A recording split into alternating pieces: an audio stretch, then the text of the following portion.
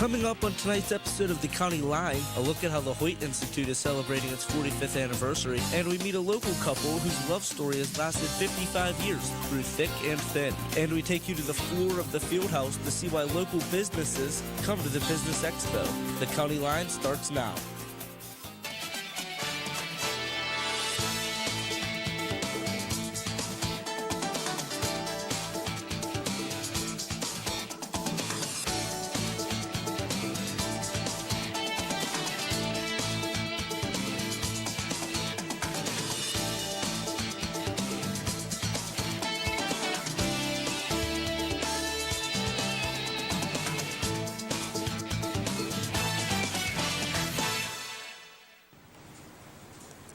Good evening and welcome to the County Line. I'm Allison King. And I'm Jeffrey Hauser.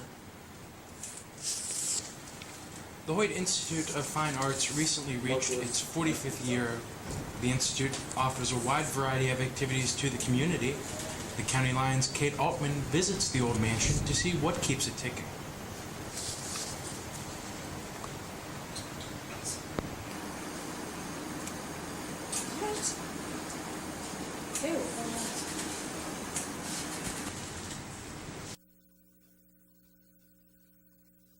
Fifth anniversary. Employee Ann Isaac tells us what the Hoyt once was.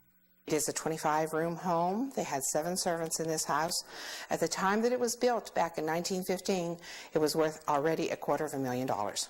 This once lavish home is now a spot to view exhibits. Currently, you can find art that was once here before. Executive Director Kimberly Collar-Jones explains why. Well, it's the Hoyt's 45th year, so we chose to showcase our first decade of artists. And these were the individuals that got the Hoyt started. The Hoyt Institute of Fine Arts shares more than just breathtaking exhibits. A variety of classes are also offered. Traditional painting, drawing, pottery kind of art forms to stop-motion animation is new, clay animation, just like the movies. Photography, ballroom dancing, languages, Italian, French, German, writing classes, and then some gardening things and other areas of interest. Even with the mansion being exquisite, Collar-Jones wants people to understand that the Hoyt Institute is accessible. Admission is free.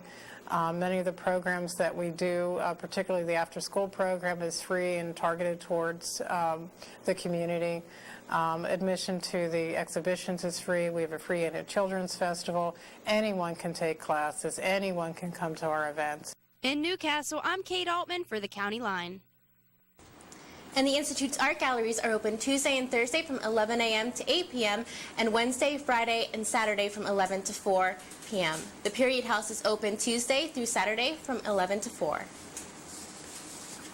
Kathy Coop's art gallery, titled Retro Spectacular, is open to the public in Patterson Hall at Westminster. The gallery features variations in clay and wood and is the accumulation of her studies around the world in art dating back to 1973. The gallery is open and free to the public until it leaves on April 17th. And with movies and books like The Notebook and Dear John, timeless love seems to be just fictional. But sometimes those fictional love stories come to life. The County Line's Ashley Bishop reveals a tale of love that has stood the test of time.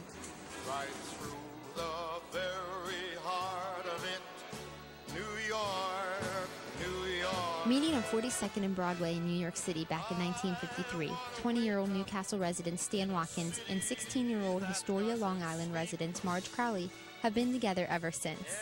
They met on an April day in a special yet common way. Taking a walk, and it just so happened that these 3 girls come out of the movie theater, and we started to follow them, and we was talking, and we didn't know whether they was paying attention or not. But we had to stop for a red light, and that gave us a chance to say a few things, and we got the telephone number, and the next day was Sunday, and we went out to Marge's house. A few days later, 20-year-old Stan, in the Army, was shipped overseas for 20 months. But the distance and time only made their love grow stronger. When I got over there, I had a stack of letters, and every one of them, it was 21 days going overseas, and every one of them letters had a number on it. from 1 to 21. And it just seemed to take me forever to... She wrote them in longhand, too. And I mean, they were not just one page, but 3 and 4. 20 months later, last off the ship, Stan finally returned home. Only waiting 10 days, Stan and Marge ran off to get married. I've called her Hon all my life. And I said, Hon, I said, are you going to marry me? And she said, yes. And I said, well, let's get some clothes and let's take off. And that's what we did. Being married throughout the years, they have faced many ups and downs. One of the hardest times the Watkins have had to face is losing a loved one. It's hard to think of the toughest times, but like Marge said, losing your oldest son, when he said goodnight to us, I love you, Mom, I love you, Dad, and then try to wake him in the morning. That was tough. That was tough. But the Lord's seen us through it all. Despite the tough and challenging times, the Watkins have stayed strong. With their faith and by each other's side, Stan and Marge say the secret to a successful marriage is trust. I don't know how to explain it, but my love for Marge is stronger now than the day I met her. And that's the way it should be. Pack up, let's fly away.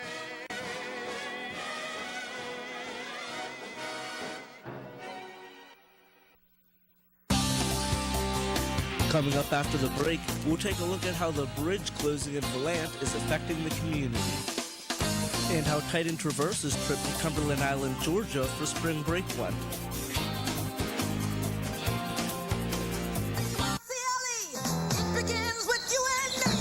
Recycling grocery bags is catching on. Here's my favorite. Let's reduce packaging by getting one big bottle, and it's recyclable. Ooh, this box is heavy. Oh, we'll get this small container of concentrate instead. It's recyclable, too. Now that's smart shopping. Less packaging and more recyclables. Oh, we're asking it's for you to recycle. Hey, baby, reduce and reuse. Westminster College is great for working around my schedule. I'm April Stewart. I'm an empty nester. I work full-time and I also work part-time. Westminster College has a flexible schedule that allows me to choose. Going to college is not something that I always thought I would be able to do. The flexible schedule at Westminster College has really enabled me to pursue something that I thought would never be able to come true. And so this has been a lifelong dream of mine. The funeral service for Mercer County special ed teacher and Slippery Rock graduate Candace Berner is scheduled for tomorrow morning in Grove City. Berner was killed last week by wolves in Alaska. She moved to Alaska last August to teach at a local school in that area. Berner's family is asking for donations to the Alaskan Village Children Fund or the Butler County Humane Society. And State Route 208 eastbound is closed in Valant this evening as Brayman Construction is replacing the Valant Bridge deck. The work began last Friday and is scheduled to wrap up on June 25th. The New Wilmington Area Chamber of Commerce Business Expo is an ongoing tradition held here at Westminster, and this Saturday marked the 8th anniversary of the event. Dozens of vendors from all types of businesses came out to advertise their business, sell, and even give out door prizes, including patio furniture and grocery items. Betty Jones, a Chamber of Commerce volunteer in charge of the event, is pleased with this year's turnout. This year we have 86 vendors that are here, and I think so far the crowd's been pretty steady. We're really, really pleased. This is the first year that we've charged a donation, and all of the money is going to charity this year. It will be going to the City Rescue Mission, the Lawrence County Crisis Shelter, and people in need. And we feel that the Chamber should be able to give back a little bit. But everybody has been really pleased. We have about 16 to 18 new businesses this year who have not taken part in the expo, and many, many ones that have been here for the 8 years.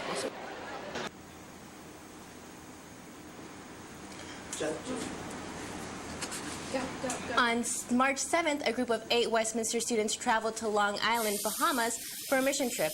Accompanied by Dwayne Pavkovich and Angie Moore, the team worked at a youth center called the Oasis. They painted a concession stand, poured cement in the baseball field dugouts, and built a picnic table. The team also ran a series of baseball clinics for students who were 7 to 12 years old.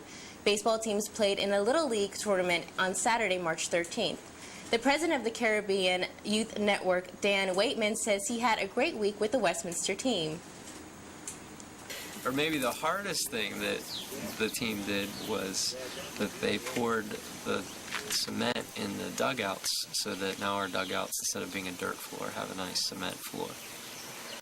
The mission team returned back to the U.S. safely this past Monday. 7 Westminster students are back on campus this evening after attending a spring break trip with Westminster's Leadership Development Program, Titan Traverse. I traveled to Cumberland Island, Georgia with the gang for a week of backpacking and service on the island.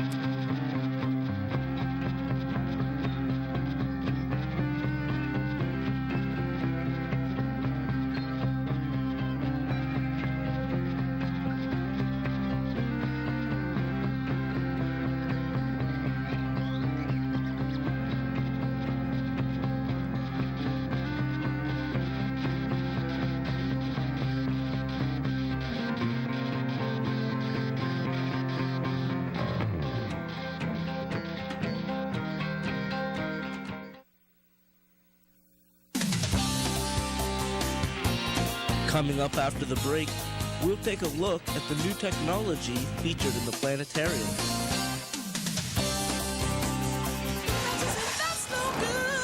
Listen to smoke before you give it a try. Only you. Don't play with matches. Don't play with fire. Cause there's nothing very funny about 3,000, nothing very nice on a homeless mind. So if a gorgeous force is what you desire, don't play with matches. Don't play with fire. Only you can prevent forest fires. Fire.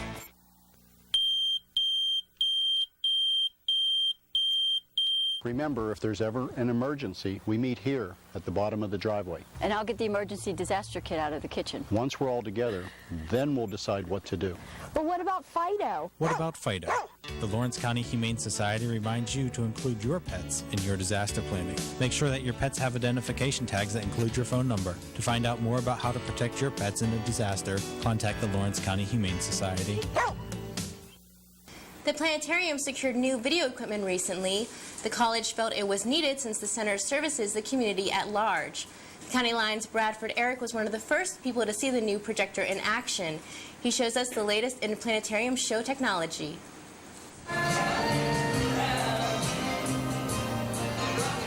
Ever thought of taking a spacewalk? The new equipment at Westminster College can help you experience one. The planetarium, located in the Hoyt Science Center, received a much-needed technological upgrade. Planetarium Director Dr. Thomas Oberst explains the new additions to the video equipment. A new digital full-dome projector installed, and it's just what that description sounds like. It projects digital video over the full dome, which is something we weren't able to do before.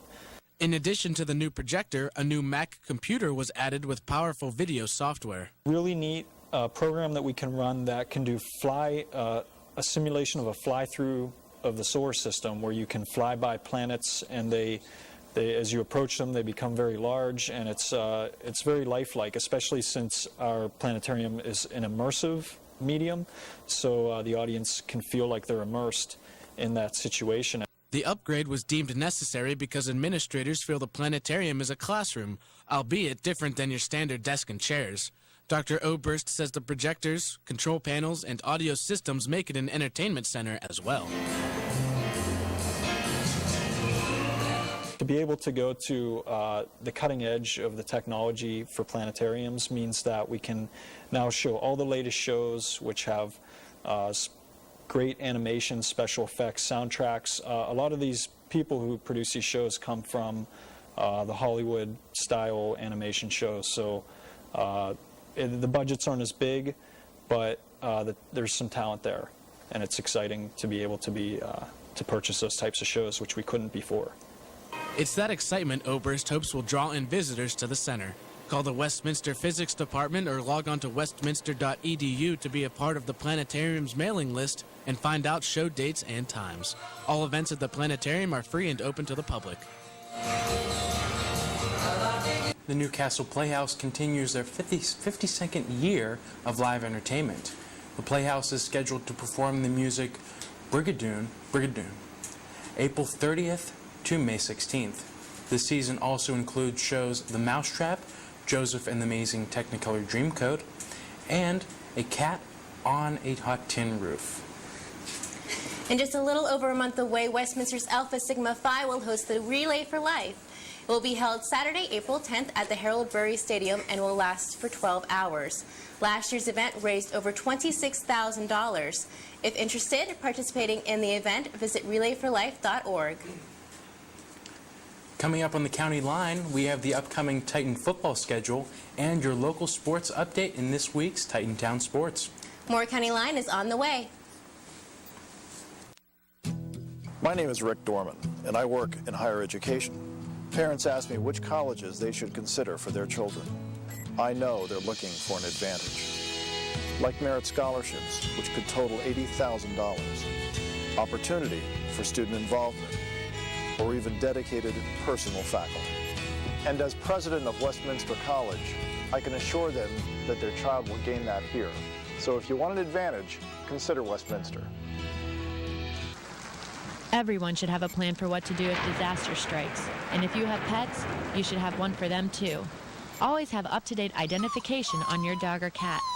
Keep current color photos of your pets with the rest of your emergency supplies. If you know danger is coming, get your dogs on a leash and your cats in a carrier as soon as possible. Remember, your pet is safest when it's with you. This message brought to you on behalf of the Lawrence County Humane Society.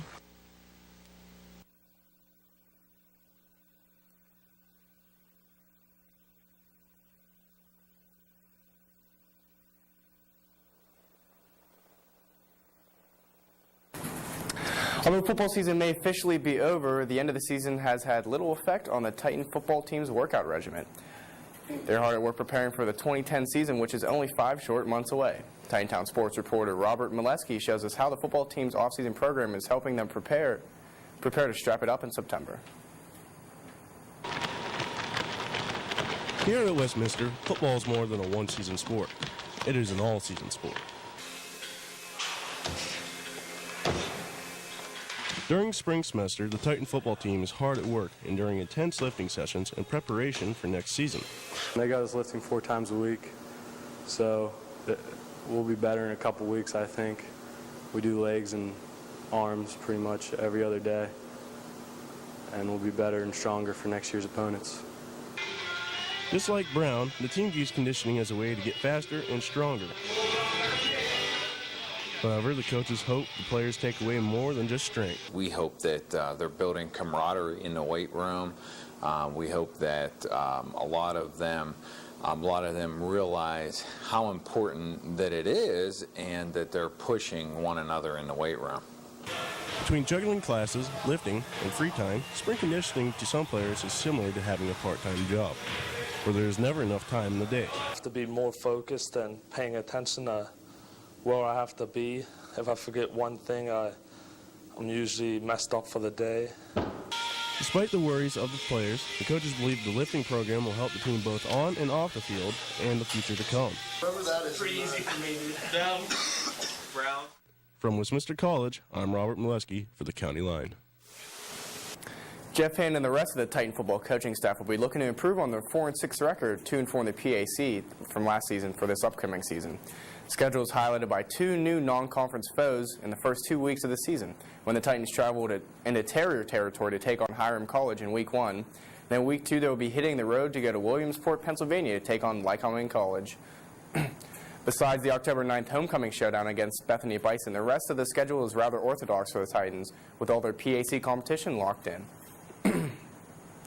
This week's athletic acknowledgments is headlined by Titan athletes who are competing in a national competition. Senior Ben Gutman, junior Courtney Hurt, and sophomore Caitlin Layberger of the men and women swimming and diving teams traveled up to Minneapolis, Minnesota for NCAA Division III Swimming and Diving Championships held at the University of Minnesota Aquatic Center.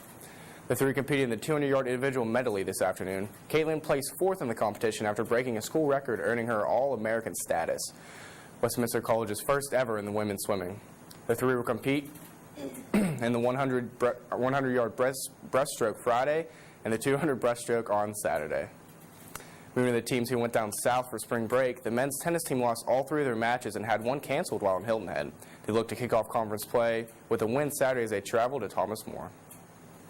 The Westminster softball team dropped 6 of 8 games in Kissimmee, Florida.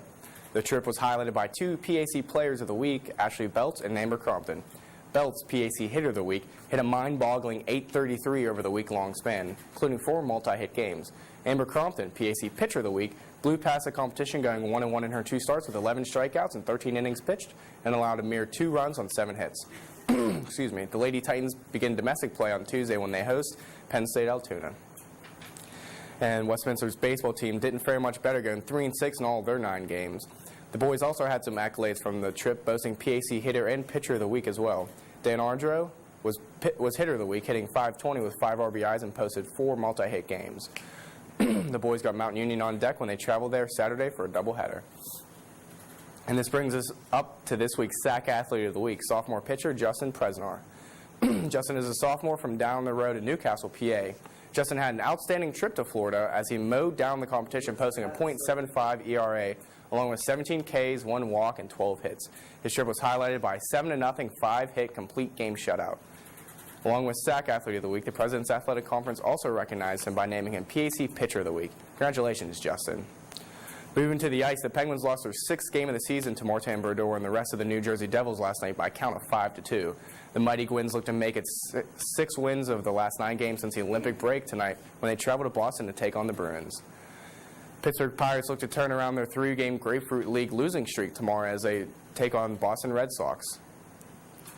And the Cleveland Indians, on the other hand, will look to steal 2 in the desert whenever they take on San Francisco Giants and the Texas Rangers in doubleheader action tomorrow afternoon.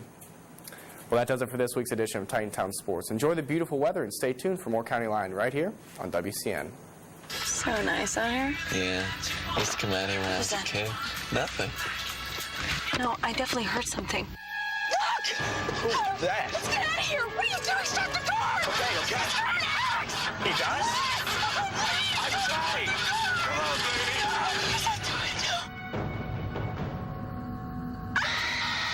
Think history is a little scary? Then log on to loc.gov and see how much fun it can be. The Library of Congress at loc.gov.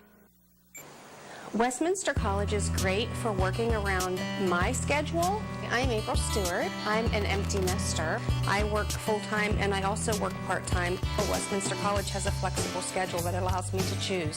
Going to college is not something that I always thought I would be able to do. The flexible schedule at Westminster College has really enabled me to pursue something that I thought would never be able to come true. And so this has been a lifelong dream of mine. The month of March marks the celebration of Irish heritage. There's no better place to capture the Irish spirit than at Lanigans Irish Pub and Eatery in downtown Newcastle. The County Line's Brittany Grego gives us a close-up look inside the business. And his wife decided to bring a little bit of Ireland to the small community. They bought a 127-year-old building and name their new business Lanigans Irish Pub and Eatery. My wife's the Lanigan. She's full Irish, and so we decided to go that route. I know when I was on the police department, I retired from the police department, and when it came time to do something else, we decided to go into the restaurant bar business. As soon as you walk in, you hear Irish folk songs and escape from reality for a bit. Lanigans serves traditional Irish food and spirits, including their specialty, the Irish boxty. It's a potato pancake that is traditionally known in Ireland. It's called a boxty, and you can get whatever you want in it. You just have it with chicken, with steak, with vegetable, all kind of different stuffings for it. It's a great seller. People love it. Customers gather around the bar for a cold one or near the fireplace to watch the game. St. Patrick's Day stands as one of the biggest days of the year for this local Irish pub. St. Patrick's Day for an Irish pub that's Christmas. So, probably our second best day, and as far as a single night, would be the night before Thanksgiving. We were usually packed. So.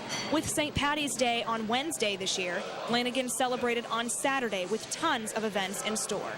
We start at 7 a.m. with cakes and eggs, which you can come in there, and it's the only time we serve breakfast there, and it's a breakfast buffet, and people actually start drinking at that time too. But it starts from 7 in the morning and it goes all the way through till 2 a.m. And starting at noon, we have entertainment that comes in different Irish bands. If you want to experience a taste of Ireland, Lanigans in Newcastle is the place to go. In Newcastle, I'm Brittany Grego for the County. Westminster students are set to present Honk, a musical based on the story of the Ugly Duckling. Honk opens this Sunday at 2 and 7 p.m. and is free and open to the public. And the Lawrence County Builders Association is sponsoring the Home and Lifestyle Show this weekend at the Scottish Rite Cathedral in Newcastle. The Spring Garden Party includes outdoor displays, tool and cooking demonstrations, and kids activities. Hours for the event are Friday from 5 to 8 p.m., Saturday noon to 8, and Sunday noon to 4. And that's the news for tonight's edition of the County Line. Be sure to check WCN247.com for all your local campus and community updates. And make sure you tune in next week for more County Line and the latest sports action in the Titantown sports. Good night. Good night.